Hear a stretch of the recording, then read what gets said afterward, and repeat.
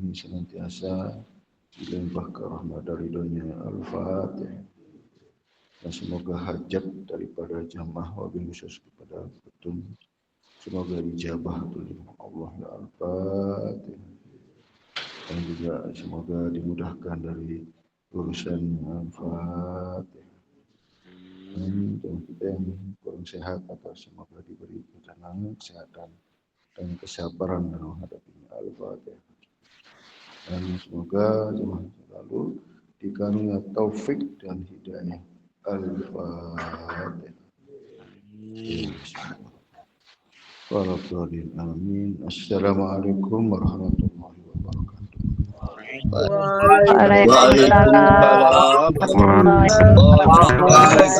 warahmatullahi wabarakatuh. Wassalatu wassalamu ala nabil huda wal hikmah wa khataman nabiyyin wa imamul mursalin sayyidina Maulana Muhammad wa ala alihi wa sahbihi ajma'in amma ba'du. Kepada Bapak pembina daripada yayasan, penasihat, penasihat perguruan, Bapak para badal, Bapak pengurus yayasan, Bapak pengurus perguruan singkatnya, Bapak Ibu, hadirin dan hadirat jamaah perguruan Thariqat Naksabandi rahimakumullah. Puji syukur kita sama-sama kita panjatkan atas limpah rahmat taufik hidayahnya kepada kita semua sehingga kita pada kesempatan ini hadir di majelis zikir perguruan Thariqat Naksabandi dalam rangka kita melaksanakan kewajiban dan rutinitas kita untuk melaksanakan zikir.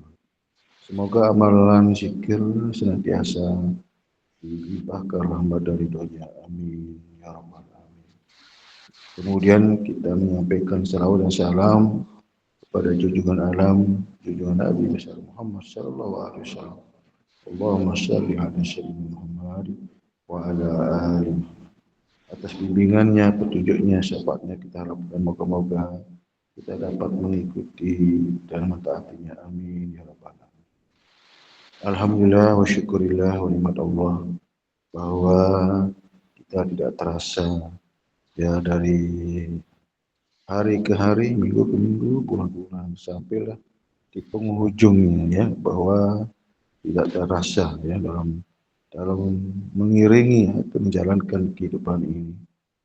Baik dalam keadaan kita suka maupun duka, baik dalam keadaan kita dalam keadaan berada banyak tantangan, ujian dan sebagainya. Inilah merupakan bentuk daripada kehidupan, tidak terlepas. Memang itu merupakan fitrah ya. Kita menjalankan sebagaimana yang memang Allah sudah tentukan, yang sudah ditetapkan. Yang penting bagaimana kita menerima ya, bertawakal kepada Allah. Apapun yang Allah jadikan ya. Jadi landasan kita bahwa bertawakal kepada Allah. Jadi kita tidak ada pilihan lain. Ya persoalan yang lain-lain itu adalah hak prerogatifnya Allah. Supaya kita tenang ya dalam menghadapi hidup ini. Kalau kita saling menyalahkan, saling kita membenci, saling kita ya tidak senang, itu kan merugikan diri kita masing-masing. Lebih-lebih dalam kehidupan sekarang ini cepat timbul atau terjadi ya saling marah, saling benci, saling kelahi dan sebagainya. Hal seperti itu adalah pemicunya adalah diri kita ya.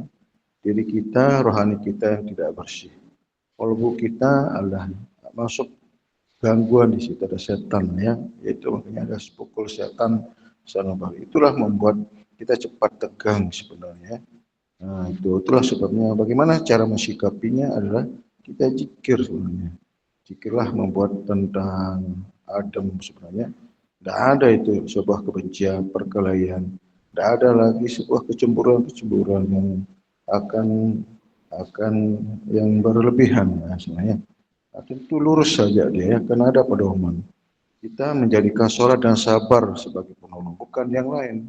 Gitu. Jadi kita tunduk, apalagi kita sudah dibimbing ilmunya sabar, ilmunya sholat, itu sebenarnya. Bahwa apa yang kita lakukan dalam hari-hari ini adalah ada pedomannya, ada tuntunannya.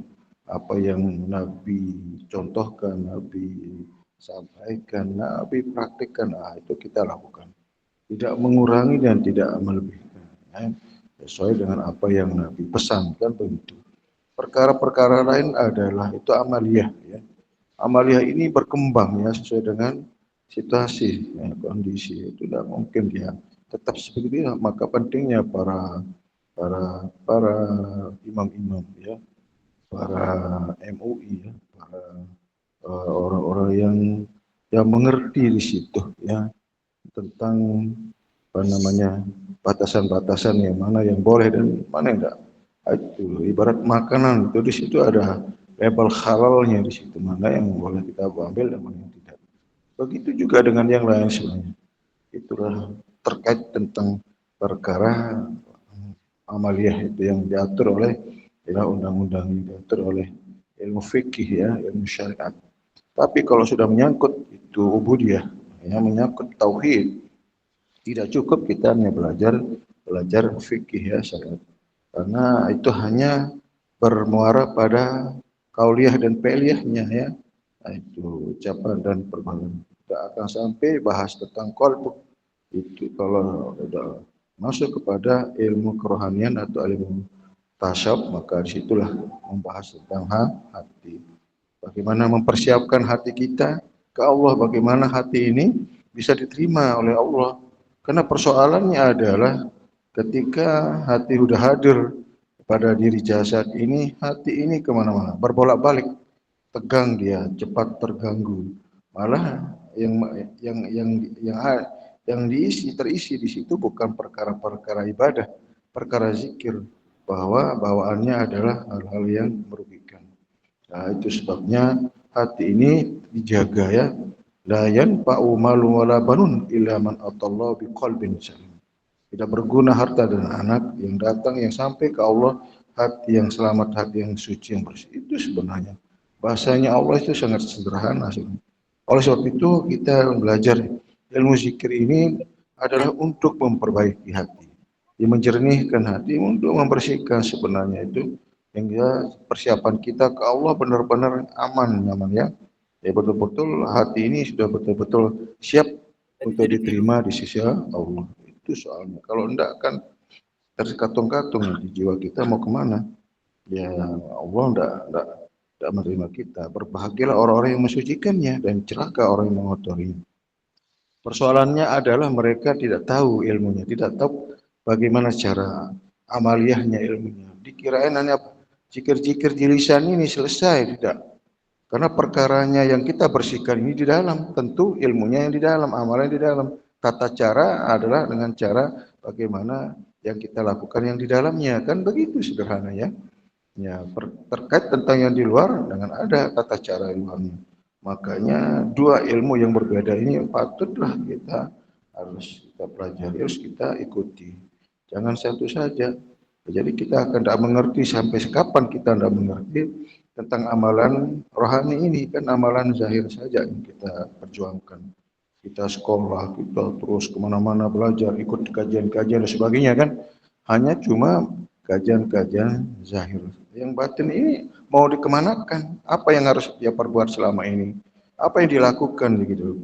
Nah, sedangkan dia butuh ilmu, butuh amalan, butuh dia satu perhatian gitu kan. Sebagaimana zahir ini butuh perhatian juga kan. Itulah makanya kenapa orang itu galau, tidak nyaman, tidak tenang, tidak kemana-mana dia. Karena yang di dalamnya yang galau, karena tidak dalamnya tidak dilurus. Ya biarkan dia ya kemana-mana. Jadi tidak ada fokus ya. Jadi supaya dia ada fokus, ada dia sandaran, ada yang dia perhatikan. Nah, itulah justru yang jahil ini ikut dia mengikuti apa yang dilakukan oleh yang batin. Itu luar biasa. Jadi tenang dia ya. Jadi tidak akan rasa tergesa-gesa, tidak akan terasa terburu-buru. Dia tahu apa yang dia lakukan di situ. Karena dia sifatnya baku, sifatnya berabadi, tetap dia. Tidak berubah-ubah dia. Selalu ada, kapan dan di mana saja selalu ada. Itu soalnya. Tapi kalau persoalannya luar, ini kan dimotori oleh pikiran, oleh akal dan sebagainya. Dia hanya diimani sebenarnya. Akal pikirannya hanya untuk menjelaskan terhadap apa yang kita imani. Persoalannya adalah karena terhijab ya, terdinding oleh diri kita yang jahir sehingga tidak nampak dia. Maka kita dibukakan masuk ke wilayah yang khusus itu sendiri. Nah, nyata apa ada di situ? Itulah yang dikatakan hak Allah, milik Allah. Punyanya Allah. Itulah yang kita pakai di dalam kita ubudiyah, berzikir, berdoa dan semuanya. Tidak boleh kita lupakan, kita boleh tidak hadirkan. Itu berbahaya sekali. Zong kita, amal kita, ibadah kita kalau itu tidak ada. Nah, itulah sebagai koneksinya, terhubung itu secara otomatis ketika tunduk kepadanya. Ya, wajud kata tunduk, maka ikro, baca dan baca. Maka itulah yang dibaca sebelum kita sholat, zikir, doa dan sebagainya. Sederhana sekali sebenarnya.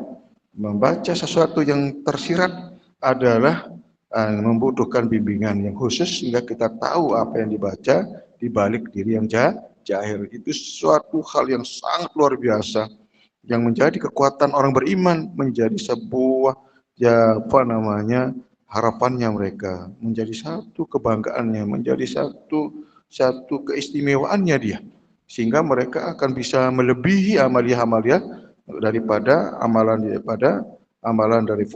para malaikat dan para makhluk-makhluk yang lainnya. Itu hebatnya ya, karena Allah lah yang memberikan satu keutamaan karena manusia memiliki yang tidak dimiliki oleh makhluknya yang lain. Itu ya. Jadi itu sebabnya makhluk-makhluk yang lain itu tunduk ya, yang kepada yang namanya manusia ya, tunduk yang lebih tinggi derajatnya. Tetapi yang sebenar-benar manusia, masa itulah yang dikenal dengan hakikatul insan ya. Hakikat daripada manusia itu yang luar biasa. Jadi itulah sebabnya wajib kita mengenal hakikat di diri kita, yaitu diri kita yang milik Allah, yang dari Allah. Diri kita yang sementara ini adalah diri kita untuk urusan dunia kita, hanya untuk sementara. Hukukul adamin, itulah hak-hak kita sesama manusia. Memang syariatlah membimbingnya, syariatlah memberi aturan itu di situ. Jadi ini yang boleh, ini yang enggak dan sebagainya. Itu luar biasa, diatur sedemikian rupa supaya teratur, supaya nyaman aman, cocok dengan satu oleh pikiran kita, oleh akal sehat, oleh satu ya rasa itu jadi ada satu keadilan di situ ya, ada satu ketenangan ya ketika orang mengikutinya itu, tidak ada yang dizalimi ketika orang menjalankan kan begitu. Secara syariat aja sudah luar biasa, apalagi masuk ke wilayah yang khusus itu yang luar biasa, sampai-sampai orang kalau sudah masuk ke wilayah rohani itu nggak akan peduli yang lain, asik di situ ya, lebih tenang, lebih nyaman karena tidak akan terganggu dan mengganggu siapa-siapa. Hanya duduk, hanya konsentrasi, fokus gitu. Makanya sering orang-orang terdahulu itu menyendiri. Itu orang menyendiri itu adalah sesuatu yang sangat khusus dia. Kalau makanya orang itu uzrah mengasihkan diri di situ. Menemukan satu ketenangan, menemukan jati dirinya, menemukan satu rasa di situ ya. Itu kemesraannya itu di situ ya. Bukan kemesraan di dalam kemesraan zahir, tetapi antara rohani dengan Allah. Itulah ketika orang sudah menemukan Rabbnya ya, ketika mereka beribadah, zikir, dalam bertafakur, disitulah kenikmatan yang sesungguhnya. Puncak sudah itu ya, tidak ada yang melebihinya, yaitu kenikmatan orang-orang berserta dengan Allah, orang yang memandang Allah ya. Demikian penjelasan yang singkat, semoga bermanfaat. Kurang lebihnya wabillahi taufik. Wassalamualaikum warahmatullahi wabarakatuh.